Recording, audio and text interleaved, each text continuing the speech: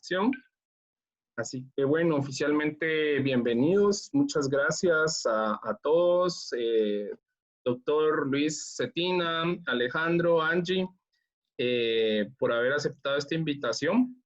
A todos los participantes, tuvimos una gran cantidad de gente inscrita al conversatorio, el cual ya se ha vuelto un clásico del miércoles, le llamamos nosotros, de conversar un poquito sobre temas de transformación digital. Y este tema creo yo que despierta un particular interés dado el momento que estamos viviendo. Entonces vamos a hacer una pequeña presentación de introducción al tema. Nuevamente diciendo, nosotros somos de Syscom. Dentro de Syscom tenemos una división de salud digital que le llamamos de Syscom eHealth. Y pues nuestro trabajo ha sido durante muchos años proveer soluciones de tecnologías digitales aplicadas a la salud. Aquí arranco con una cita que le robé al doctor Tedros Adhanom, director general de la OMS, ¿verdad? Donde dice que todos los gobiernos enfrentan demandas crecientes para proporcionar servicios de salud a sus ciudadanos y muchas tecnologías digitales ofrecen soluciones para ayudar a satisfacer estas necesidades. Entonces, este es un tema que ya no es de los informáticos, ¿no? Es una necesidad latente de nuestros países, la transformación digital. Llevamos 15 años trabajando en estos temas y promovemos el tema de salud digital en la transformación digital en toda su amplitud. Y para ello, pues, nos enfocamos en soluciones digitales de expedientes digitales, electrónicos, expedientes electrónicos de pacientes, la parte de telemedicina, integración de sistemas, etcétera. Ya en materia de la conversación, el día de hoy vamos a hablar sobre la importancia de la gestión de las imágenes médicas digitales, sobre todo en el ámbito de lo que estamos viviendo hoy de la pandemia, pero también en ese impulso digital que hemos tenido a partir de la misma. Entonces, en ese contexto, pues, algunos conceptos que creo que son importantes de entender para los que no son especialistas en la materia. Está el concepto de los RIS-PACS, ¿no? Que es un sistema de información de radiología, que eso es un RIS, y de almacenamiento y distribución de imágenes médicas digitales, que eso le llamamos PACS, ¿no?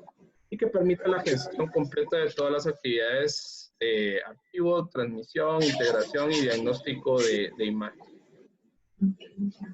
Dentro de esto hay un estándar también que es obviamente utilizado a nivel mundial para la intercomunicación o la interoperabilidad entre sistemas que manejan imágenes, ¿no? Para poder conectar los dispositivos y aparatos que producen estas imágenes a sistemas de información que nos permiten llevar la historia clínica del paciente y otras aplicaciones de salud que se utilizan este tipo de recursos, ¿no?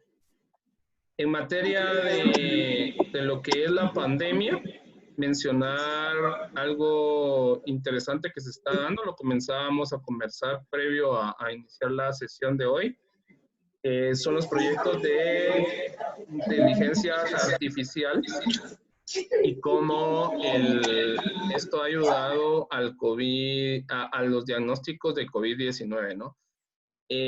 Acá hay una iniciativa, estamos mostrando ahí el texto que extrajimos del sitio. Es una iniciativa europea que es un estudio multicéntrico para mejorar la tomografía computarizada, ¿verdad? Y esto utilizando algoritmos de deep learning.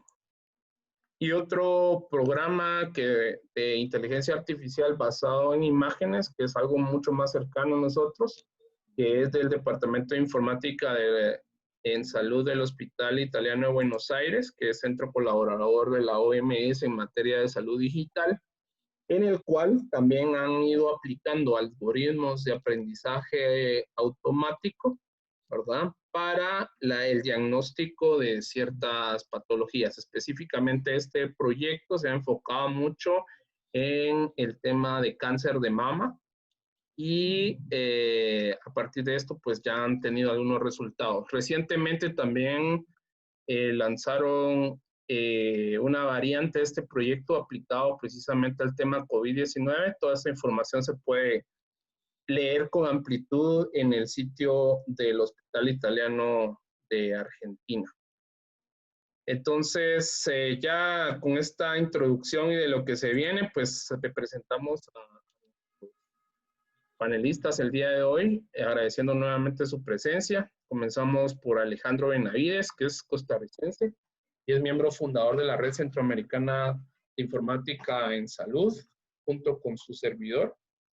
Y Alejandro es CEO y fundador de Medic, que es una empresa de informática médica, especialista en el tema de middleware basados en estándares informáticos para la parte radiológica. Es también socio fundador y presidente del Centro de Excelencias en Tecnologías de Información y Comunicación, CETIC, de Costa Rica, y es impulsor de la creación del capítulo HL7 en Centroamérica a través de la Fundación HL7 Costa Rica.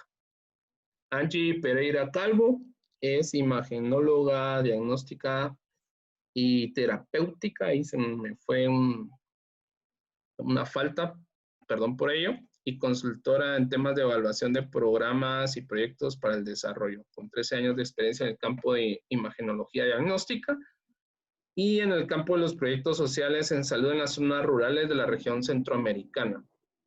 Angie es costarricense y su área profesional es el tamizaje de cáncer de mama, tecnologías digitales en salud, género y salud, proyectos para el desarrollo de los objetivos de desarrollo sostenible, emprendimiento social, entre otros.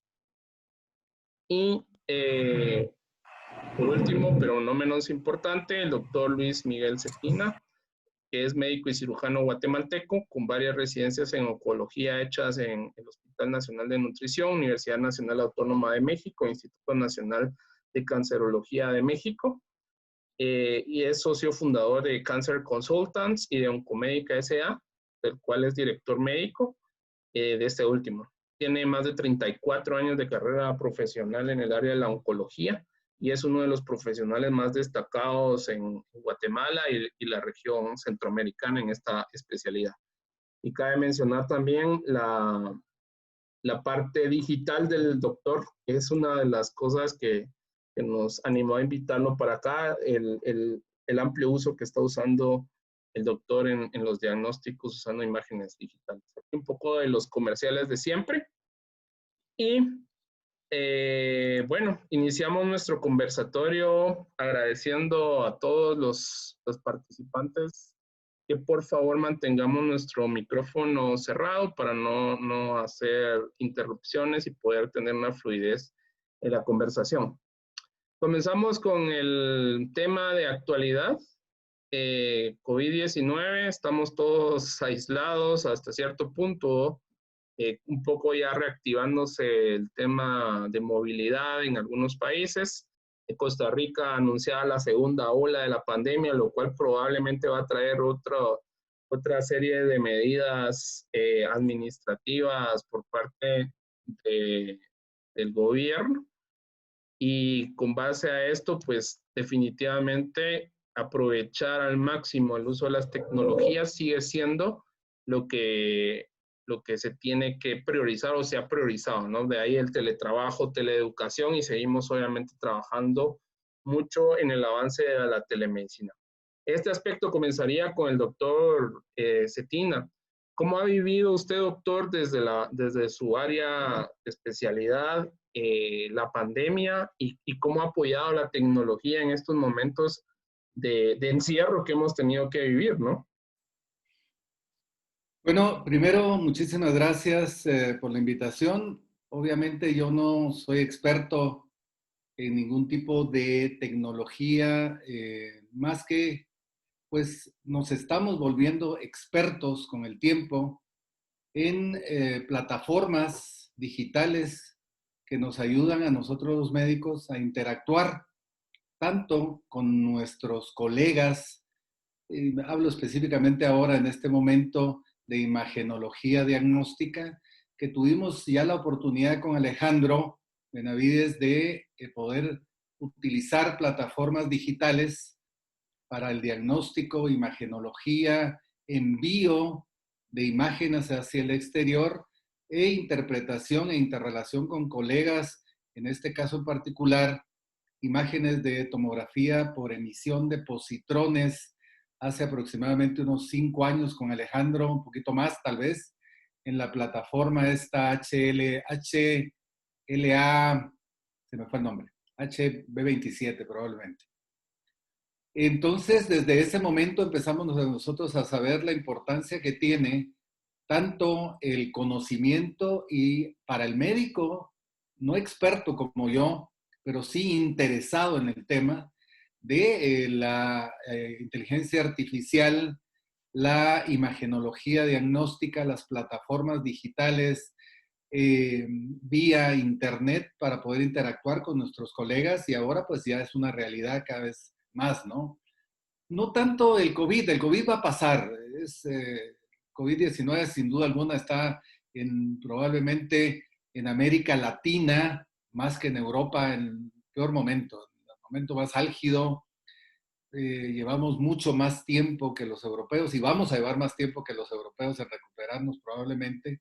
Pero pasando esta pandemia, vamos a quedar todos con la idea que no vamos a poder pedirle al paciente que vaya con sus estudios de clínica en clínica, ni que nos envíen las imágenes en folders gigantes para que nosotros podamos verlo en nuestra clínica, sino simplemente abrimos nuestra computadora, programamos la identificación del paciente, lo vemos, la enseñamos al médico, podemos platicar con nuestros colegas que interpretan, inclusive un poco probablemente las plataformas de inteligencia artificial van a ayudar un poco a nuestros colegas radiólogos a interpretar a través de plataformas neuronales profundas. Esto es un tema muy de moda ahora en Asia, poder identificar con rasgos faciales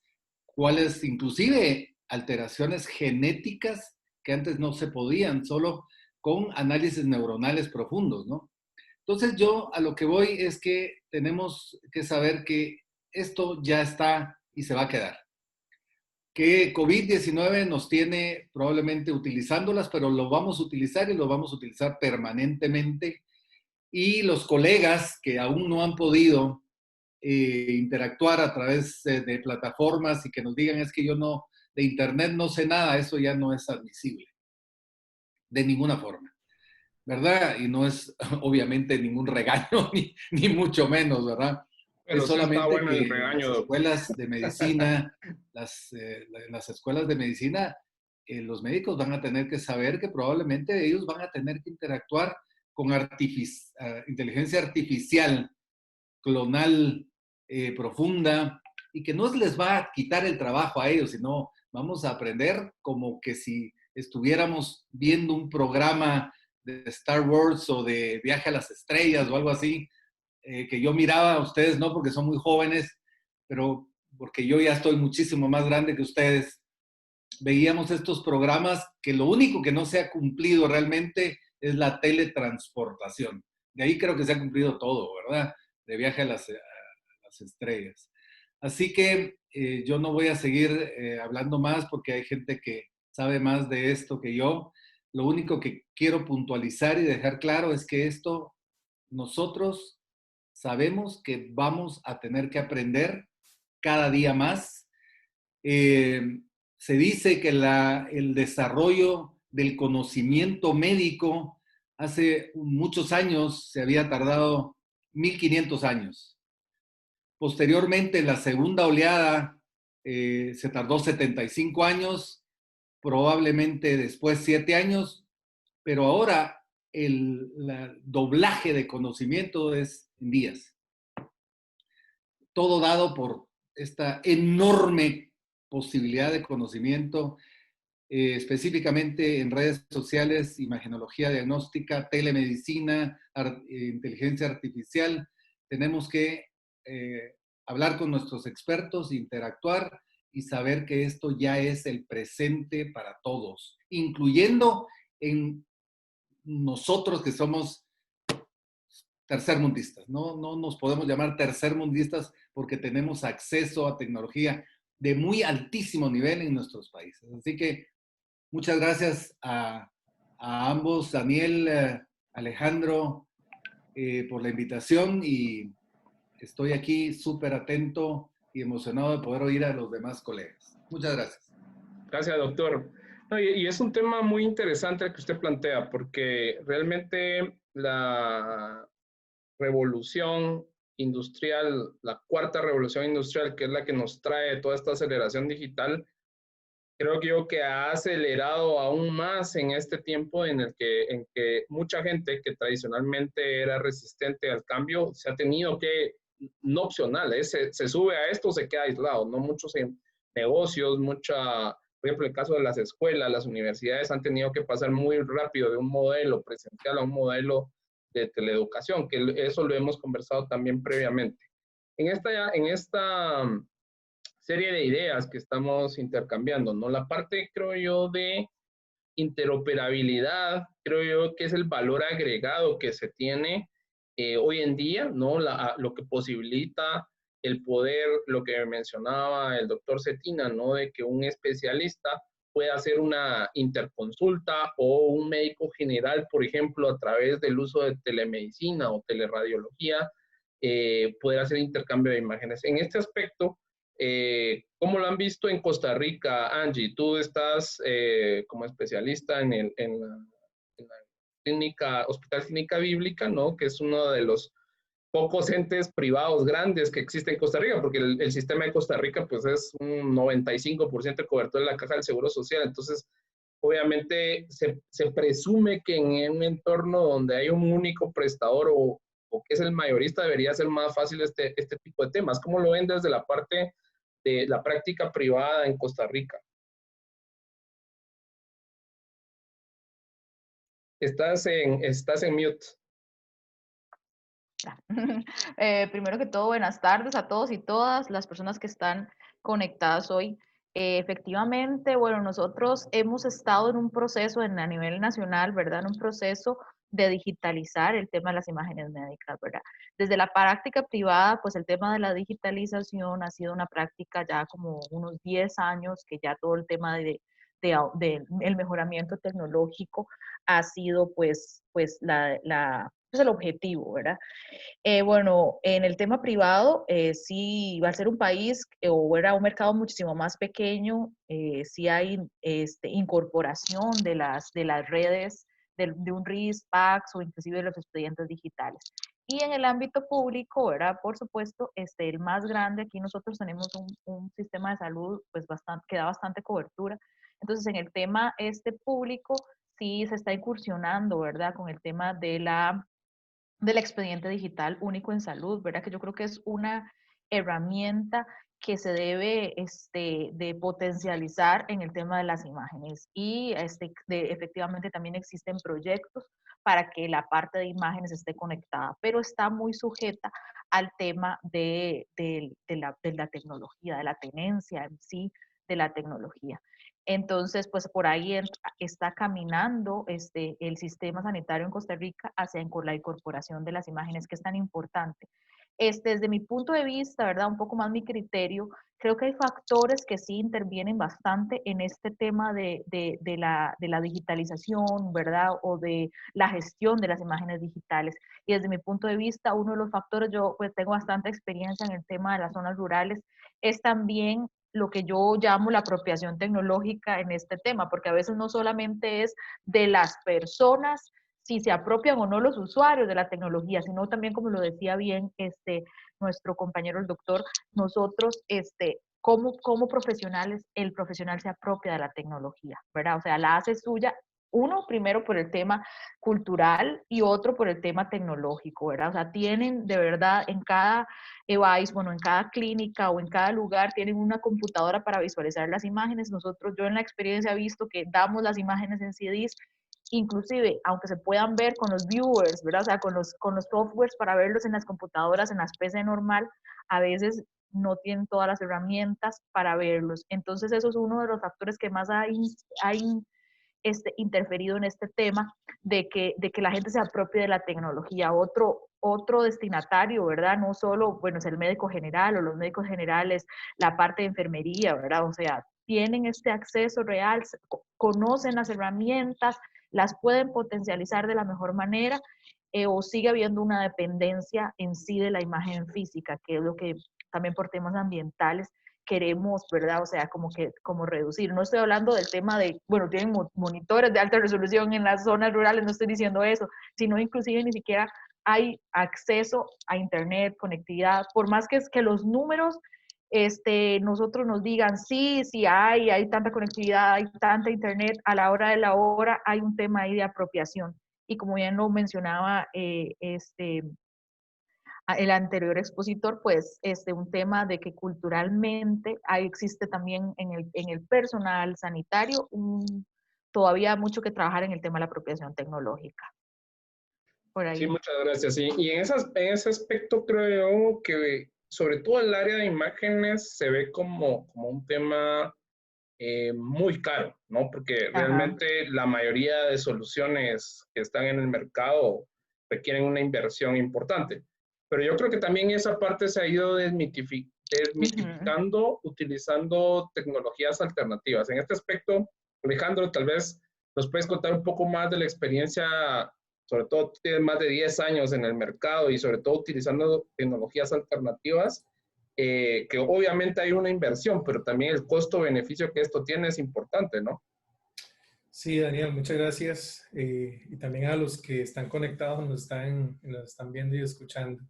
Sí, ha sido interesante porque siempre se ha creído de que hay una gran inversión en comenzar a dar esos pasos hacia la digitalización, a cómo aprovechar. De hecho, posiblemente hay clínicas, hay médicos que tienen equipos a los que ellos no saben si sus imágenes puedan ser compartidas.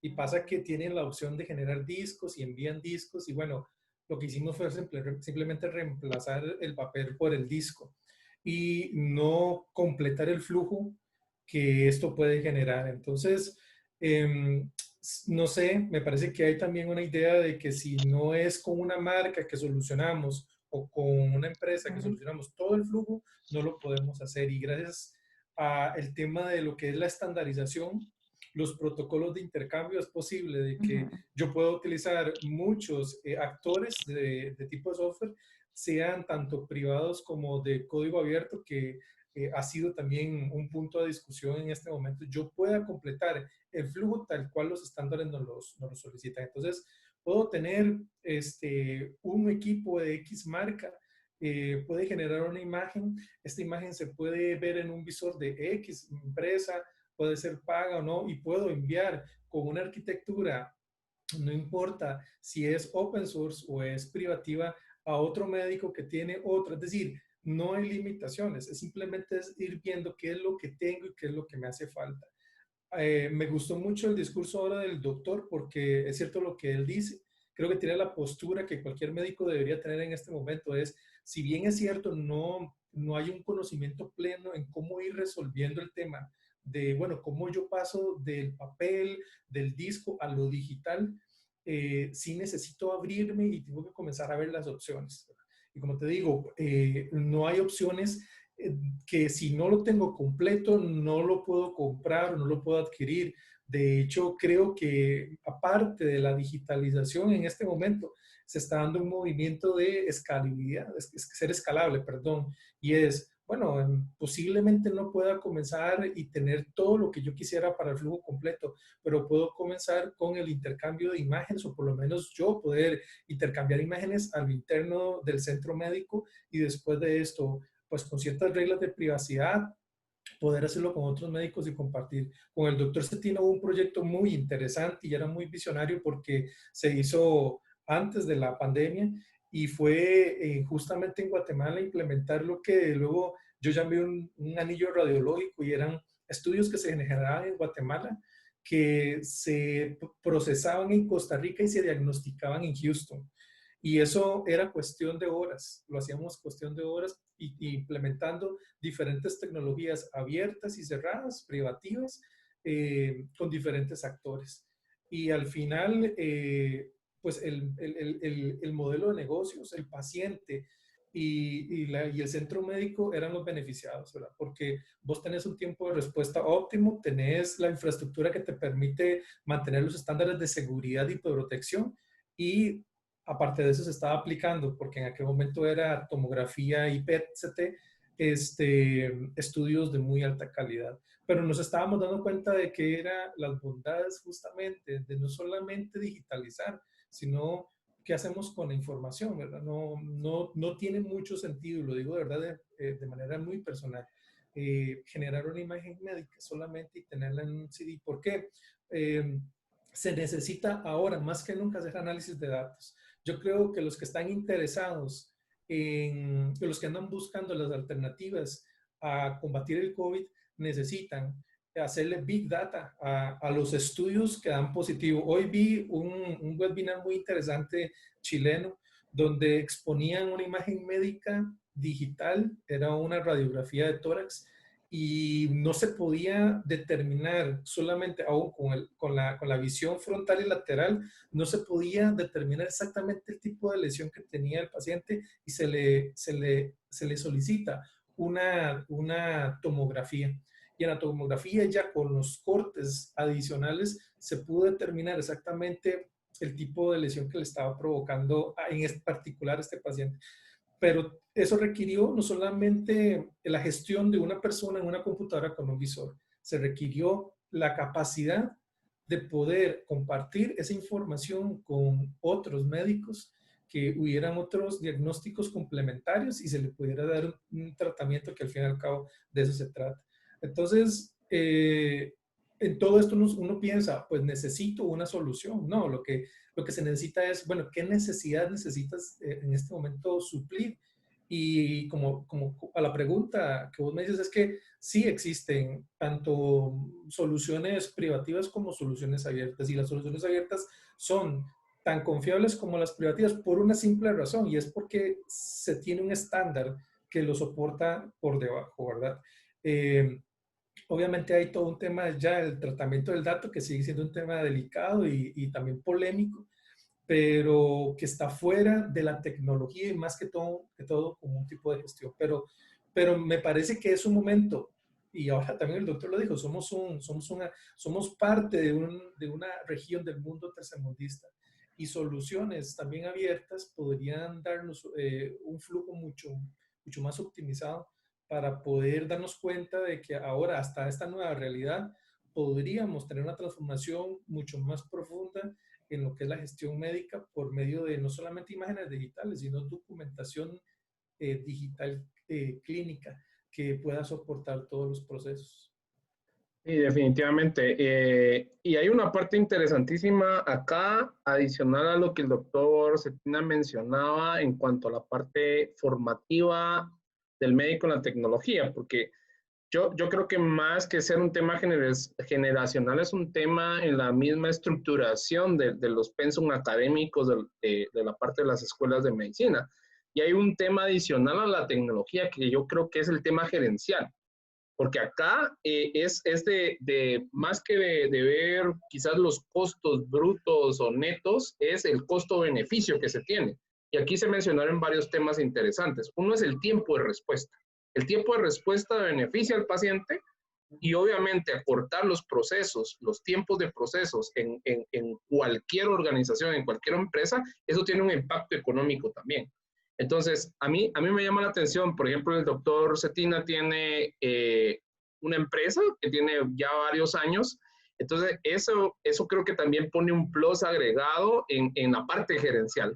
Doctor, ¿cómo ve usted esa parte también? Porque yo creo que adicional al tema tecnológico, acá también estamos ante esa falta de a veces formación gerencial que no se tiene de parte del médico. Entonces, que le cuesta ver claramente esta parte de lo que es de costo beneficioso, ¿no? En estos casos. ¿Cómo lo ve usted?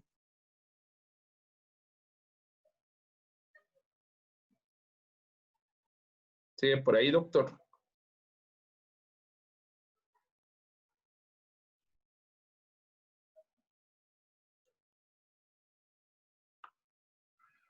Bueno, en lo que recuperamos al doctor por ahí. ¿Cómo lo ves tú, Angie? Tú, no, bueno, ahí está el doctor. Perdone, doctor. Perdón, disculpen, es que tuve que atender una llamada de urgencia del hospital No, y no les hay pido un problema. millón de disculpas. No, no hay Perdón. problema. Estábamos hablando del tema de adicional a la parte tecnológica que usted mencionaba en la parte formativa de las universidades, ¿no? No se incluye, a pesar de que uno pensaría que ahora vamos a tener médicos millennial, al médico lo siguen formando a papel y sí, y tiene su iPod y su iPhone, pero sigue llenando papeles, ¿no? Pero adicional a esto, a mí me llama la atención de que usted tiene una empresa y tiene una empresa de hace muchos años. Y esa parte yo creo que también es clave en la formación de los médicos. Entonces mencionaba, ¿no? De que esa parte gerencial a veces tampoco se tiene, porque en el tema de las imágenes estamos hablando de un tema de eficiencia, no en sí del costo en sí de la intervención, sino el costo-beneficio, porque hay un diagnóstico más rápido que beneficia obviamente al paciente, pero también desde la perspectiva empresarial, podríamos llamarlo, tiene un impacto también tener tiempos más cortos de respuesta. ¿Cómo lo ve usted? Sí, sí, es interesantísimo todo y podría hacer un webinar específicamente de esto, pero vamos a tratar de concretarnos, ¿verdad? Por ejemplo, vamos a ver el tema de la formación médica. Yo creo que ya el médico ya no lo están formando con papel y lápiz. Antes subrayábamos los libros, que eran libros de 500 páginas, y yo recuerdo que los subrayaba, los marcaba, los rompía y hacía cualquier clase de anotaciones en libros carísimos, ¿no? Para ese entonces. Ahora toman un iPad Pro, subrayan, escriben, trasladan conocimientos. Y yo creo que eso se hace a todo nivel. Yo creo que el médico ahora está muchísimo más familiarizado con la tecnología que lo que fuimos nosotros. Yo terminé la carrera hace 40 años. Y hace 40 años se imaginarán que no había absolutamente nada. En 1980, cuando terminé la carrera, era todo papel, lápiz y papel carbón, lo cual era ridículo. Yo creo que ahora, obviamente, esto los muchachos ya no lo usan. Los muchachos van a tener que competir y tienen que ser cada vez más eficientes y muchísimo más estudiados y muchísimo más educados en tecnología porque van a tener que competir con máquinas. Entonces, imagínense esa competencia. Estamos hablando de Watson Oncology, por ejemplo, IBM Watson Oncology, que procesa 15,000 artículos, hace resúmenes y le dice al paciente cuál es la opción de tratamiento. Nosotros tendremos que llegar a ese nivel de eficiencia y el cerebro da para eso y más. Así que no hay que quejarse mucho. La otra cosa es la parte de tecnología y empresa. Nosotros no somos médicos como ente tal, somos una empresa dedicada a la prestación de servicios médicos que interviene, obviamente, factores emocionales, factores de conocimiento, factores de interpretación, factores de interrelación médica, y por eso a veces es un poco complicado la telemedicina, sobre todo en mi campo, que es la oncología, donde yo le voy a tener que decir a un paciente con mis skills de communication, decirle si el paciente tiene la opción de tratamiento y qué opción de tratamiento tiene para vivir más, tener mejor calidad de vida y una opción de tratamiento adecuado a una terapéutica efectiva que no sea tóxica y que sea pagable, que sea económicamente factible. Entonces, la telemedicina está un poco limitada porque eso no se puede transmitir a través de una pantalla, pero la gran mayoría de cosas de seguimiento de laboratorios, radiografía, con lo que se hizo ahora en Europa, que todo se hacía por telemedicina, y me parece genial. Nosotros tenemos 2 canales de telemedicina con nuestros pacientes y siempre contestamos las 24 horas. Así que ese canal está totalmente abierto. Así que la empresa es importante, la empresa hace que se optimicen los recursos, se optimice el tiempo, y no solo eso, sino que nosotros seamos capaces de interactuar con nuestros colegas.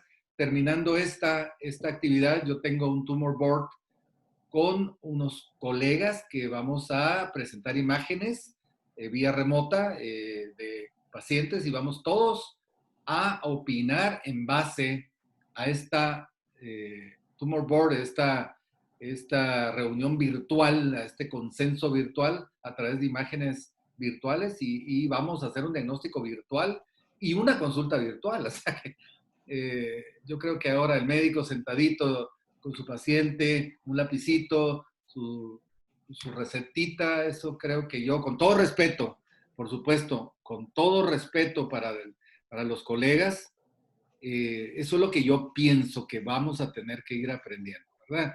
Eso es mi manera de pensar. Obviamente hay personas que pudieran pensar que la medicina sigue siendo estrictamente a nivel interpersonal, y lo respeto totalmente, pero creo yo que sí tenemos que aprender que no va a poder ser así a muy largo, muy corto ni mediano plazo. Así que empresa, educación, conocimiento, miras hacia el futuro, que lo hemos nosotros intentado hacer desde el principio, digitalizando nuestra empresa, nuestra consulta, nuestros expedientes, y darle al paciente todos los beneficios de poder tener el acceso con nosotros en forma virtual, pues es una maravilla de estos tiempos. Yo hace un par de años escribí un artículo que se llamaba Práctica de Medicina en tiempos de Internet. Lo pueden buscar, está en Google, lo pueden buscar. Era una visión adelantada de lo que ahora estamos viviendo, y ahora vamos a escribir un artículo sobre telemedicina, sus pros y contras en determinadas circunstancias de la medicina. Así que eso es lo que creo yo, y es un criterio estrictamente personal, con todo respeto para todos mis colegas, ¿verdad? Sí, claro, y comparto con su opinión, y de hecho hay evidencia sobre lo que sustenta lo que estamos hablando acá, ¿no? Sobre el tema de la eficiencia. Y ojo, que cuando hablamos de empresa, pareciera que el sector público es pecado hablar de la eficiencia como una empresa, y realmente no. Precisamente, creo yo, en países donde el sector público tiene mucha debilidad en temas presupuestarios, es cuando más eficiente se tiene que ser, porque como se tiene poco recurso, obviamente ese recurso tiene que ser mejor invertido y mejor utilizado, ¿no? Y se tiende a pensar a veces que las soluciones tecnológicas son como un lujo cuando prácticamente representan una oportunidad, ¿no? Y en ese aspecto, moviéndonos un poco la parte de inteligencia artificial, que fue con lo que hablamos ahorita, ¿no? Parecía, como lo decía el doctor al inicio, parecía Star Wars hace algún tiempo, pero ya es algo que está allí. Y hay ya hospitales, como mencionamos el caso del Hospital Italiano de Buenos Aires en Argentina, que ya tienen proyectos montados de inteligencia artificial utilizando imágenes. Entiendo, Anchi, tú estás trabajando algo también sobre este tema. Tal vez si nos puedes compartir un poco. Bueno, ay, otra vez. Ah, bueno, no, ya, ya no estaban muy. Bueno, nosotros realmente creo que, bueno, y como usted lo dice, hay evidencia, inclusive las guías europeas están llamando a que trabajemos más el tema de inteligencia artificial, el deep learning, y la posibilidad que tenemos nosotros también de generar esos datos, ¿verdad? Podemos generar datos aptos para nuestras propias regiones. Bueno, yo trabajo en temas de tamizaje de cáncer de mama, y ese es uno de los temas. Es una de las áreas del diagnóstico en las que más se puede, ¿verdad? O sea, incursionar. Y cuando estás tamizando, estás haciendo barridos de población, podés hacerla y generar la cantidad de datos adecuados a tu población. Y con la ayuda de las personas en informática, poder crear nuestros propios datos y ser nosotros los que estamos generando las imágenes y el aprendizaje. claro, ¿verdad? Siempre existe de hecho, las guías nos recomiendan que el CAT, ¿verdad? Lo que son los sistemas de inteligencia artificial en mamografía como un segundo diagnóstico. Entonces tenemos el diagnóstico del especialista, el diagnóstico de en inteligencia artificial. Si coinciden, va para el tamizaje, inclusive para hablar de prediagnósticos, ¿verdad? O sea, a cuáles mamografías darles prioridad. Entonces, hay herramientas internacionales y la idea que tenemos ahorita es de inscribir en la Universidad de Costa Rica, es de inscribir un proyecto para empezar a hablar de inteligencia artificial en mamografía y empezar nosotros a crear esos datos a partir de la implementación de proyectos de tamizaje, ¿verdad? ¿Por qué? Porque ahorita tenemos también un marco legal. Yo hice una imagen un poquito, no sé si la puedo compartir Sí, sí. para explicar un poco, espérate porque yo whiteboard. Share screen abajo, Sí, y aquí que le... Ay, no, qué pena. donde dice pantalla, screen. Ajá, y que Zoom dice whiteboard, whiteboard. Bueno, no. No, no, Bueno, no, screen. es que ya le di aquí share screen. Ok, vamos a ver aquí. Screen share. Okay. Pero Ahí tengo que... está. Ah, ok, ahora sí tengo que ponerla, ¿verdad? Ahí estamos viendo tu escritorio. Ah, ok, listo.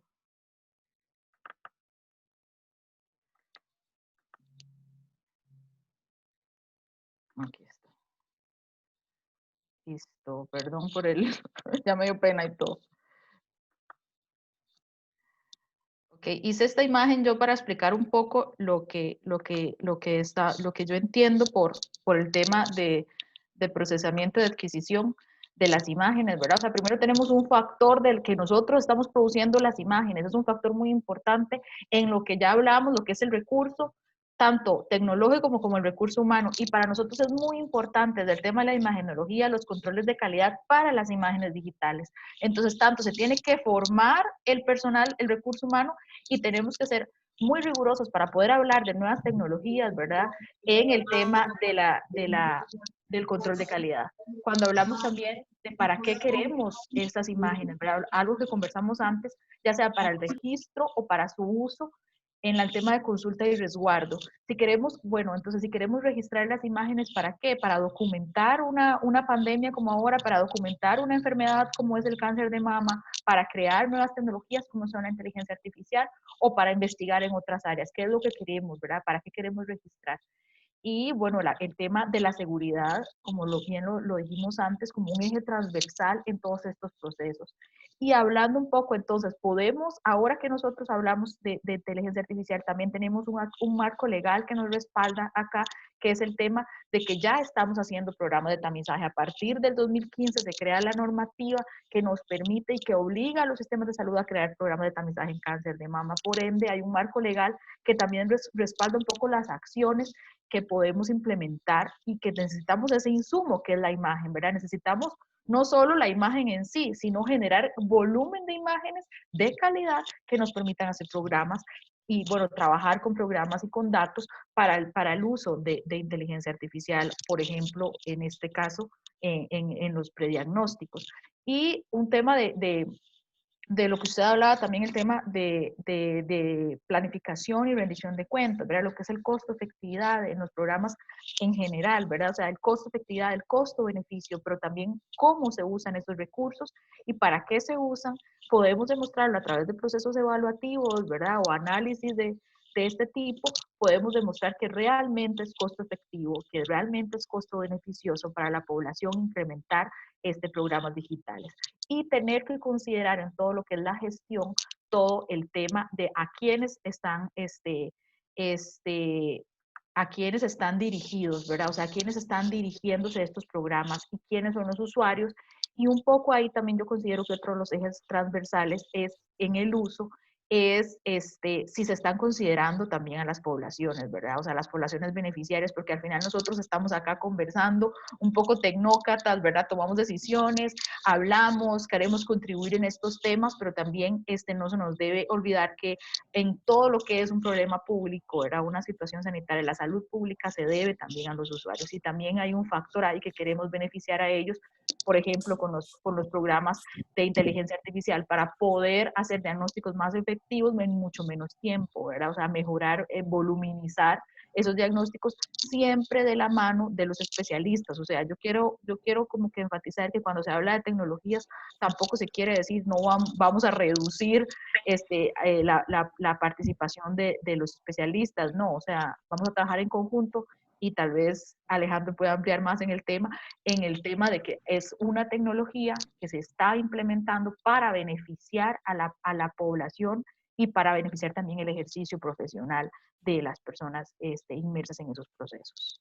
Total. Y ahí yo, bueno, ya por tiempo nos vamos a ir moviendo un poco hacia el panorama futuro, ¿no? A lo que viene, porque aunque como decíamos al inicio, ¿no? El foco o el trend topic ahorita es el COVID-19, realmente el aprovechamiento de las imágenes y la integración sobre todo de la metadata. Ayer hablábamos mucho de este tema con Alejandro, para interoperar con la historia clínica del paciente es fundamental realmente, no solo para COVID-19, sino para todas las demás patologías, porque no es que el resto de patologías dejaron de existir, o sea, igual seguimos teniendo una alta incidencia de enfermedades no transmisibles y en algunos casos tenemos obviamente el tema de cáncer, que es algo que está golpeando muchísimo a las poblaciones, el tema de diabetes, y hay estudios que demuestran que el uso de imágenes, por ejemplo, para hacer tamizaje en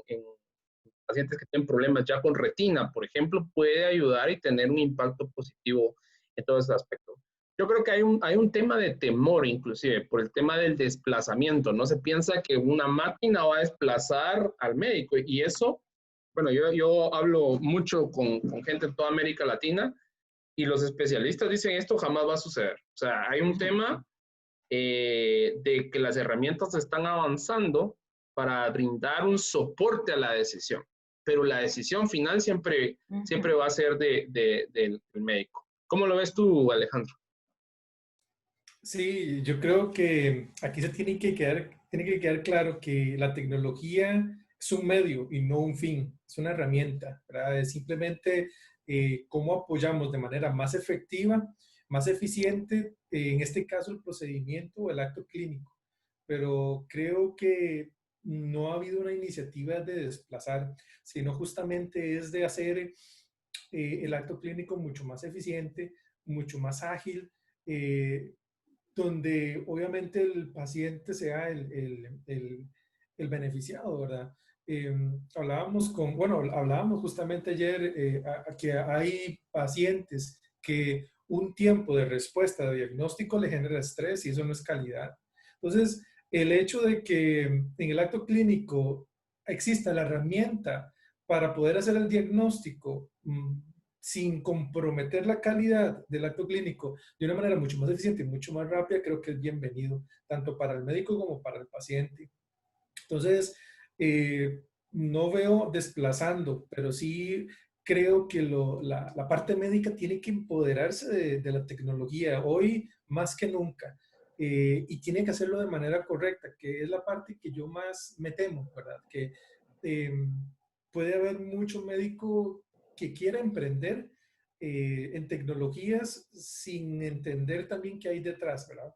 Por ejemplo, vos mismo lo acabas de poner sobre la mesa, tengo un expediente clínico, pero tengo un RIS-PACS todo atrás. ¿Cómo hago yo para poder interconectar y aprovechar la información que me generó mis equipos en mi expediente y darle continuidad?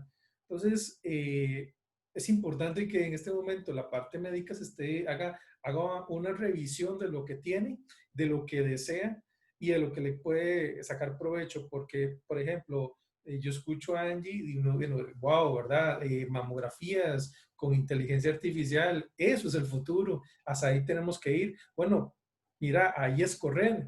Vos estás ya corriendo, tenés la condición para correr o tenés que comenzar a gatear o ni siquiera sabes si puedes correr. Y cuando hablo de esto es que estás mirando y tenés el recurso tecnológico, lo has pensado, lo has consultado, ya llevaste a un especialista, mira, yo quiero esto, yo quiero llegar a estos puntos. Mira, yo te voy a hacer una cosa y creo que de las personas que ahorita nos escuchan, muy posiblemente van a estar de acuerdo conmigo, es súper prioritario. de que estos datos clínicos anónimos, pero que sirven para justamente hacer Big Data, de alguna manera los podamos compartir. ¿Por qué? Porque nos da una visión global de lo que está pasando en la región y en los países. Entonces, no es necesario de que en una imagen médica de un paciente que tenga COVID y diga Alejandro Benavides, no es necesario. Yo lo único que puedo saber que es un hombre de tantos años y que tuvo una patología y que me permite alimentar ciertos algoritmos que me permite dar modelos predictivos, y eso va a ser súper importante. Estamos en eso. Pero de ahí, de llegar ahí, depende mucho de la actitud y de la visión que los médicos comiencen a tener desde ahora. Entonces, creo que es importante eso. Creo que tiene que haber una visión un poco más agresiva, diría yo, con respecto a no tener ese miedo, ¿verdad? Pensando de que si yo comienzo a implementar tecnología, posiblemente yo voy a quedar desplazado. No creo. De hecho, he leído artículos, ahora me llamó la atención que el doctor mencionó la inteligencia artificial de la IBM, que es el doctor Watson, respecto de que aunque es una de las inteligencias artificiales aplicadas al estudio y análisis de imágenes, todavía tiene sus sesgos, necesita sus ajustes. Entonces, sí funciona, como decía Angie, como un diagnóstico secundario, ¿verdad? O no sé si será correcto decir diferencial, pero no creo ni veo a la inteligencia artificial haciendo un reemplazo total de la parte médica. Creo que hay un tema de ética. Creo que también, y se lo digo muy honestamente, posiblemente hasta grupos activistas se levantarían con respecto a eso. Es decir, no lo veo, ¿verdad? Pero, y quiero dejar esto claro porque yo creo que sí es importante que haya esa evolución en el pensamiento de aquel médico que aún no ha dado ese paso, ¿verdad? Y yo creo que lo mejor que puede hacer en este momento es analizar qué tiene, preguntar si lo que está haciendo de manera tecnológica lo está haciendo de la manera correcta, no está comprometiendo sus datos, le está sacando provecho o tiene utilizados sus equipos o sus insumos para que podamos dar ese salto, porque es súper importante y también en la región lo necesita. Y bueno, hay un plus adicional que tal vez con mucho reserva a veces no lo hablamos, que es también el modelo de negocios, ¿verdad? Que le da un rendimiento y el costo-beneficio que hemos hablado. Y bueno, Angie puso un ejemplo, ella es un caso de uso en que definitivamente cambia la parte de la gestión administrativa. Entonces, creo que sí, que tiene que haber una revisión en cómo estoy yo queriendo evolucionar. Si yo tengo una clínica o soy parte de un proceso clínico, ¿qué debo de pensar para evolucionar, para ir resolviendo temas que se están dando con respecto a esto del COVID? Y bueno, aunque hemos hablado de imágenes médicas, creo que es un tema de documentación también médica digital, ¿verdad? No solamente imágenes, hay otro tipo de documentos que también pueden ser parte de un expediente, también pueden ser parte de análisis de datos y que le puedan dar no solamente un modelo predictivo a la tendencia de lo que usted hace como hospital, institución, país, sino también creo que a esto se le puede poner el valor agregado súper importante, que también da un beneficio en lo que podría pasar en pandemias que van a pasar.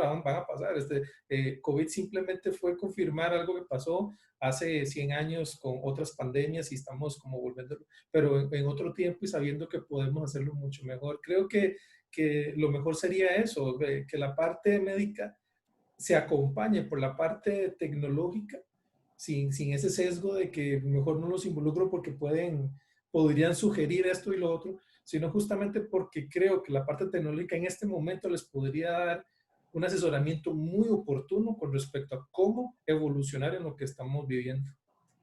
Correcto, y hay un tema importante es el trabajo multidisciplinario, porque así como acá no estamos diciendo, bueno, la inteligencia artificial desplaza la práctica clínica como tal, tampoco estamos diciendo, bueno, el médico que usa ahora un PACS, un RICS y una historia clínica ya no necesita al informático médico, ¿no? Sino que es al final una complementariedad, ¿no? La parte obviamente de imagenología diagnóstica, los físicos, ¿no? Que trabajan en la parte de los TAC, ¿verdad? O sea, es todo un equipo donde se requiere esas distintas visiones para poder precisamente tener procesos integrados y mejorados. Yo creo que la tecnología lo que viene es a soportar las decisiones y a minimizar el error, porque aquí hay un tema importantísimo y hay estudios que demuestran los altos porcentajes que tenemos en errores diagnósticos y muchas veces por no tener la información integrada,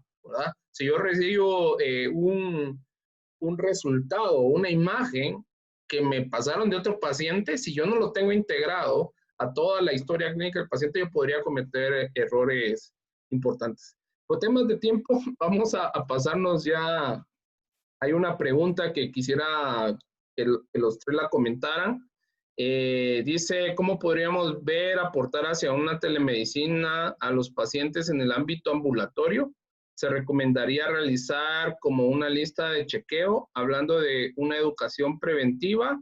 ¿O qué recomendarían ustedes? Quizás comenzamos con el doctor Cetina.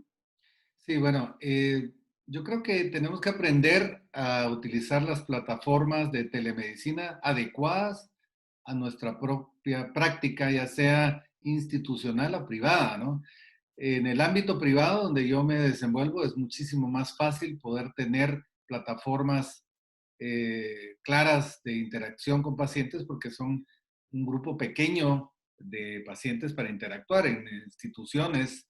Y ya hemos sabido en Europa, España, Italia, que han tenido servicios de telemedicina en servicios con 1,000, 2,000 pacientes, donde es realmente complicado.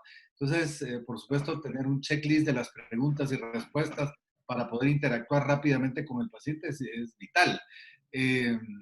Ahí los trabajos van a ir cambiando y es lo que hablaban ustedes, ¿no? El trabajo de la enfermera, probablemente mía, no va a ser tomar como un termómetro digital a cada paciente que ingrese, sino tendremos nosotros una estación de toma de muestra de presión, temperatura digital y el paciente va a tener que pasar ahí, la enfermera no tiene por qué hacer este trabajo, va a cambiar por otro trabajo que lo hace mejor, más óptimo. Igual que la informática, nosotros necesitamos ahora de operadores informáticos y de personas expertas en informática para que sostengan nuestras plataformas de información, porque en un momento se nos vuelve un problema si no tenemos a alguien que nos guíe, es como un experto, ¿no? Como un especialista en informática, subespecialista en medicina tropical, por ejemplo, que va a adecuar a nuestros principios, o imagenología, ¿no? Me tienen que decir a mí cómo ver, por ejemplo, el corte axial, cómo ver el corte ventral, el corte, qué sé yo, digital diferente, porque si no, no lo voy a poder manipular yo. En telemedicina va a ser importantísimo la guía, educarse y recibir cursos y adecuar checklist para nuestra propia práctica institucional o privada y derivar respuestas rápidas para poder interactuar con pacientes. Yo siempre he dicho que mails cortos, respuestas rápidas, pero mails muy grandes, respuestas que nunca van a llegar jamás. Cortita y al pie. Podría decir lo mismo en WhatsApp, ¿no? Nosotros contestamos todos los WhatsApp que nos vienen. Ahora tenemos plataformas. En Guatemala tenemos 2 o 3 plataformas digitales de telemedicina que funcionan fantásticamente bien. Y también tenemos ahora plataformas de e-medicine que están funcionando muy bien, muy, muy bien. WhatsApp ha sido por regla lo que hemos contestado, pero WhatsApp cortito, respuestas muy rápidas. Perfecto, gracias. Aquí hay 2 comentarios que se los voy a pasar a Angie ahorita, que hablan sobre el tema de la inteligencia artificial. Uno habla sobre la confiabilidad en el tema COVID, ¿no? Que todavía no hay suficiente evidencia.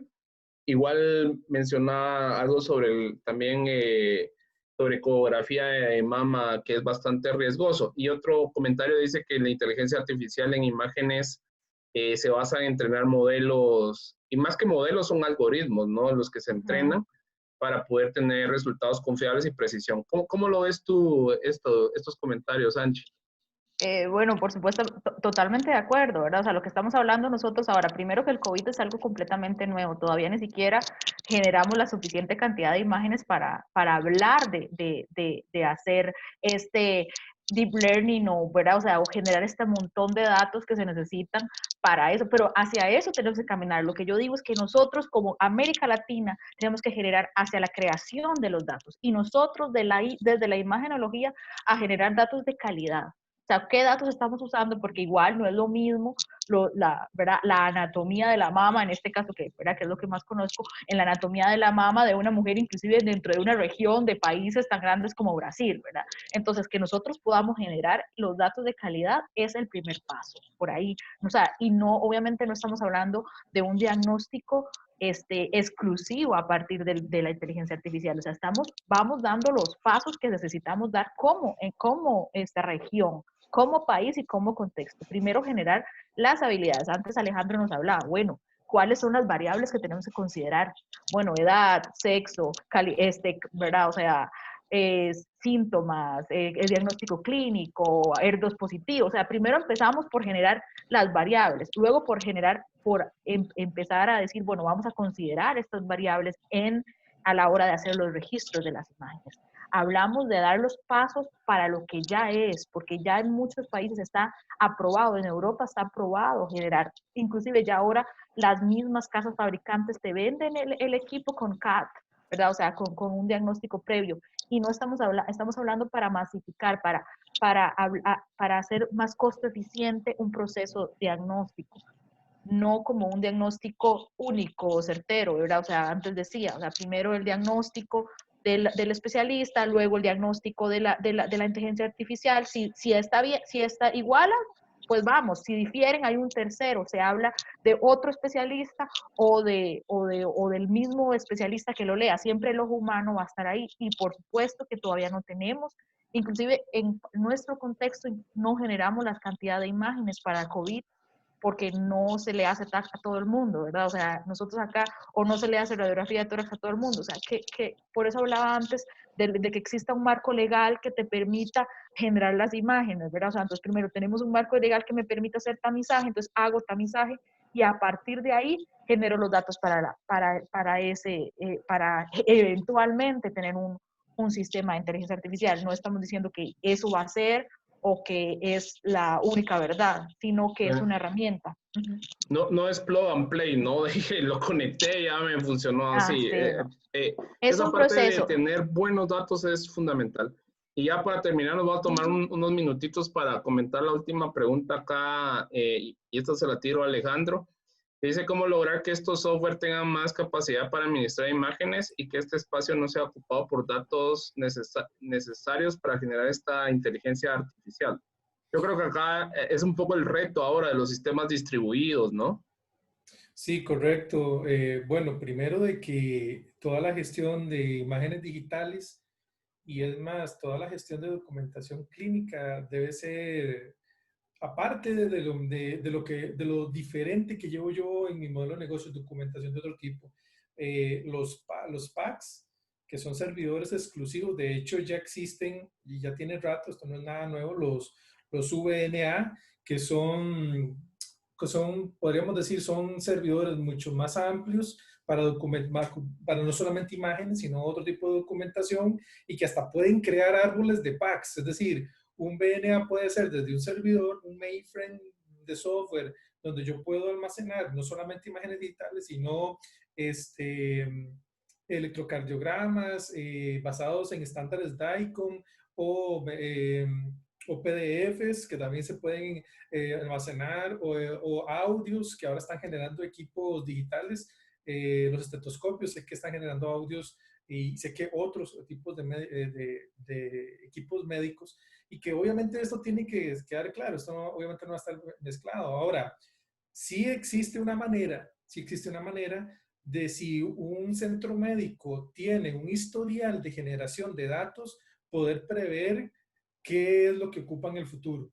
Entonces, según la cantidad de estudios por día, ¿verdad? Por semana y por año, se puede prever en espacio, y no solamente en espacio en disco, sino transferencia de datos en intercambio, y se pueden hacer las estimaciones y también se pueden hacer optimizaciones, ¿verdad? Porque en temas de imágenes médicas existe la compresión sin pérdida de calidad y eso pues obviamente ayuda mucho al tema de esto de imágenes. Pero sí, el primero, el almacenar, y ya luego cómo yo dispongo eso para los algoritmos de inteligencia, pues no es una receta que se encuentra en el libro, ¿verdad? Siempre yo he criticado a aquel que te dice, mira, dame, yo te lo monto y listo. No, creo que la parte responsable, y más cuando Angie acaba de dar con un tema que creo que es fundamental, y es la calidad del dato. Yo no sé, esto me lo enseñaron a mí cuando estuve en la universidad, y es, si vos generas datos basura, los sistemas te van a generar datos basura. Y esto significa de que yo tengo que tener mucho cuidado con la información que yo almaceno y cómo la gestiono y cómo la proceso. Y hasta en eso necesita tener calidad. Por ejemplo, inteligencia artificial. Hace 3 años, una empresa israelí me contactó justamente porque andaban buscando lotes de imágenes médicas para entrenar algoritmos, y comenzamos a hacer un barrido por los hospitales nacionales y nos dimos cuenta de algo que fue sorpresivo, y es que la calidad del dato o la calidad de la imagen en el hospital no era adecuada para análisis de datos. Es decir, no es simplemente ir y mira, tengo un lote de rayos X de tórax con COVID, ¿verdad? Métala en los algoritmos y ver qué sale. No, tiene que haber una calificación y una evaluación previa, y eso es calidad del dato. Entonces, bueno, hay toda una gestión de los packs, ¿verdad? En cómo en qué condiciones debo yo almacenar. Y segundo, esa información que yo estoy almacenando puede que me pudo haber ayudado, en la redundancia, en lo que es el diagnóstico, pero no necesariamente en el procesamiento para modelos de aprendizaje computarizados. Entonces, sí se pueden hacer estudios de factibilidad de qué tanto de lo que usted quiere se puede, ¿verdad? Y qué pasos, porque sí quiero dejar claro, y es el mensaje, es que en esto sí podemos hacer lo que sea, porque se puede hacer de manera escalable, se puede solucionar lo que ahorita usted no tiene, pero sí tiene que ir con la mano con un plan, con qué es lo que desea y hasta dónde quiere llegar. Y bueno, yo creo que todos quisieran llegar a, por ejemplo, proyectos como los que Angie está comentando, donde yo pueda incorporar algoritmos de inteligencia artificial y realidad virtual a mi negocio o a mi gestión o a mi institución, pero hay que dar esos primeros pasos adicionalmente. Entonces, en este caso, yo le recomendaría primeramente hacer una revisión de su tecnología, qué es lo que tiene su infraestructura y qué es lo que quiere. Y en base a eso, pues se pueden hacer recomendaciones específicamente técnicas para poder lograr, por ejemplo, un resultado de, mira, tengo datos de calidad que podría utilizar para Big Data o inteligencia artificial. Bueno, se nos acabó el tiempo. Muchísimas gracias a todos. Yo solo dejar el mensaje de la importancia de la integración de los sistemas, ¿verdad? No hay sistemas únicos todólogos, sino que yo creo que acá el uso de los estándares es fundamental, ¿no? Por eso se ha impulsado muchísimo el tema de la historia clínica electrónica a partir de la integración de sistemas y no teniendo un software único para este tipo de cosas. Entonces, hay que tener cuidado cuando llega alguien a vender un software que lo hace todo, ¿no? Porque últimamente hemos visto mucha venta de humo de cosas aprovechando el momento, y eso hay que tener cuidado. Siempre decimos que hay que buscar a gente que sabe del tema. Y dos, les quiero invitar a que lean sobre el caso del Hospital Italiano de Argentina, porque precisamente creo yo que es una de las experiencias más maduras que existe en la región de América Latina en la aplicación de inteligencia artificial. También la clínica alemana de Santiago de Chile, ahí creo que tienen también avances importantes en la aplicación de inteligencia artificial y en el uso de algoritmos entrenados. Y hay evidencia sobre esto. No lo digo yo, se los dejo ahí para que lo puedan buscar tranquilos después. Así que nuevamente gracias, doctor Cetina, un excelente aporte, y es siempre para nosotros una alegría contar con médicos que cuenten esto y no que siempre seamos los del lado tecnológico. Angie también por su participación genial, la gráfica creo que fue bastante ilustrativa, y Ale, pues por supuesto que siempre andamos empujando los temas. Muchas gracias a todos Gracias por la invitación. Gracias. Gracias. Gracias. Nos vemos.